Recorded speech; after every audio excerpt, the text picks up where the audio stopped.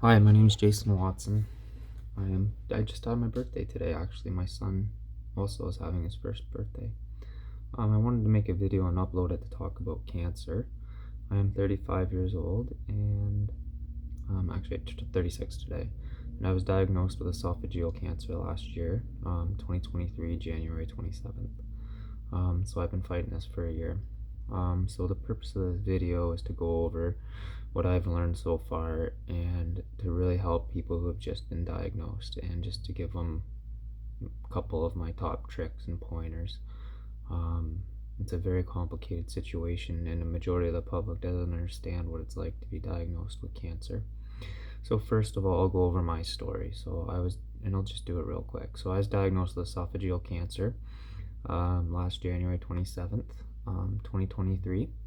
I was diagnosed stage 4, and I was given less than a year to live, less than 3 months without treatment. They said no chance of surgery, and I'd be palliative. By the time the end of February rolled around, I had gone through 3 rounds of internal radiation on my esophagus, and I was hospitalized for on and off for 2 or 3 weeks, and I was put on a pain pump permanently. I was in really rough shape. My body was retaining fluid, and I wasn't doing very well. They didn't think I was going to make it. On that note, I was diagnosed with esophageal cancer that metastasized to my lung, my pancreas, my liver, and my lung, my pancreas, my liver, my spine, and all the lymph nodes, basically from my waist to my neck. So I began chemo in March, and every week I actually started to get better and better and better. I had a mixed results on a scan in the summer, real quick in a nutshell. That kind of put me through a roller coaster wind because all the cancer had been shrinking, and so the tumor in my esophagus grew, the rest of the cancer shrunk. That brings us kind of to Christmas this past year. I choked on a cucumber and I bled out, and I spent a week in the hospital again. They did radiation on my esophagus for, I guess it'd be the 7th time, but 6 times were internal, and the radiologist said he can't do any more radiation because my esophagus would turn to mush. That kind of brings us more up to present time. At this point, all the cancer in all my body is down to 1 to 3 millimeters that is remaining. I was at 3 to 4 centimeter tumors all over my liver, everywhere, and the largest tumor now is 3 millimeters. I still have, and that's on my lung, my spine, my pancreas, and my liver. So there's not a lot left. I just finished an esophagectomy. They said no chance at surgery, and I had surgery.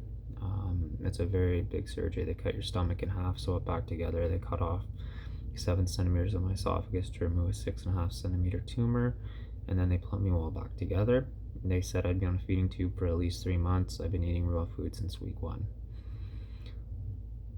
This has been my story, and what I see at the cancer units, I made friends with other people in getting treatment, and this is the purpose of the video, is to share this message. Everybody's story around me seems to be the same. There are people that have to have short time windows because they're stage 1 or 2. They go in and do 4 months chemo and surgery, and they're good to go. There are people that do that and the cancer comes back, and the stories are all over the map, and I guess that kind of leads me to my recommendations part of the video. If you've been diagnosed with cancer, that's the number one thing, is yourself. Take care of yourself, and to do that, don't get high, don't get all excited, oh, I'm going to cure this thing, because you never know what's going to happen the next day. But on that note, you can never get low. You can't be depressed, you can't be walking around and beating yourself up or taking it out on your loved ones.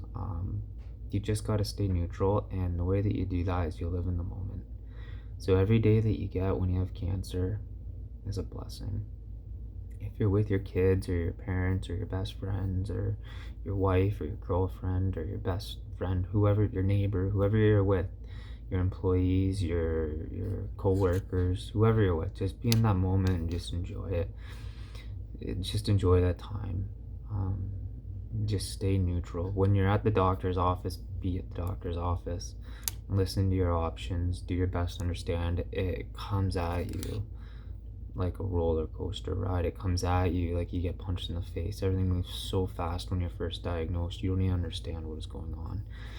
So just be present, make your choices there, and when you walk out of that door with the doctors and at the hospitals, leave it there. Just leave it behind you. It's in the past now. You've made your choice, and now you're leaving with your spouse or your parent or your best friend, and you guys are now driving back home. Just that's the next 5 minutes. That's all you can do. That's all you can control. Just number one recommendations: don't get high, don't get low, and live and love in the moment. My best advice number two is don't tell everybody everything right out the gate. Things can change very, very, very quickly.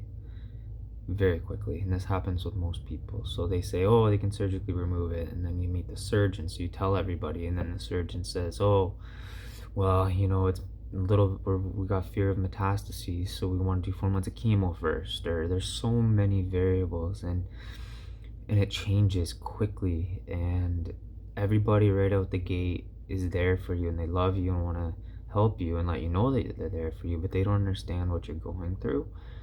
And so just let them know that you have meetings coming up and what your diagnosis is, but don't go into detail about, oh, one guy said this, the oncologist said this, the surgeon says that, the nutrition, like, just don't go there, because you're opening up the doors for people messaging you really quickly and going, oh, well, it's changed already. And then and very quickly, trust me, you just get so over re-explaining to everybody every second, every step of the way. And you get very tired of hearing things like stay strong. Those are the things that you hear all the time. And unfortunately, it's not helping you. And so give majority of people a generic summary of what's going on, but don't go into detail. Your loved close ones, your parents, your best friend, your wife, your kids, if they're of age, you tell them what they need to know, which is everything.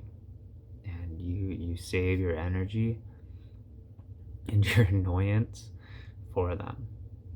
So that is my number two most important pieces of advice so far. Number three is oncologists are oncologists. They are chemo doctors. They know chemo. They know the drug. They don't know anything outside of it. They're really not cancer doctors. They're chemo doctors. And so do your own research. The direction I would recommend that you look is a guy named Dr. Thomas Seyfried from Boston University. He expanded Otto Warburg's research on cancer as a metabolic disease. When they diagnose you, they use the Warburg effect, which is putting sugar in your body and watching the cancer light up. Nutritionists and oncologists don't use this any moment going forward past that scan. They just don't. And it's really sad, because treating cancer as a metabolic disease and applying Dr. Thomas Seyfried's research and his pressure pulse program is the reason I believe I'm still alive and had surgery when they said I wouldn't be. And it's the reason why I feel so good. So keto diet and exercise, fasting, there's all kinds of things that you can apply above and beyond to reduce chemo symptoms, number one, and number two, to make the chemo work better, and number three, to reduce the growth and spread and to help manage your cancer. And it doesn't come at a cost. You don't have to run out to a naturopath. I mean, you can if you want, if you have the financial backings to do so, but you don't have to.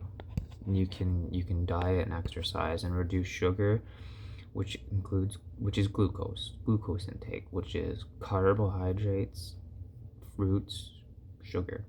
It's all sugar, and candy, sugar. It all converts to glucose. If you reduce glucose in the body, that is the cancer's primary fuel source. We know that because that's how they diagnosed you.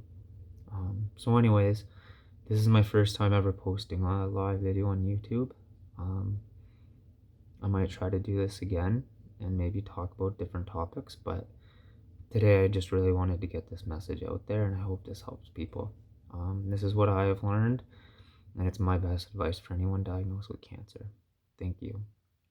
And like and subscribe if you like this video, so I know to do this again. Please like and subscribe. Otherwise, I don't know if this is worth my time and energy. Thank you. Talk to you guys later. Bye.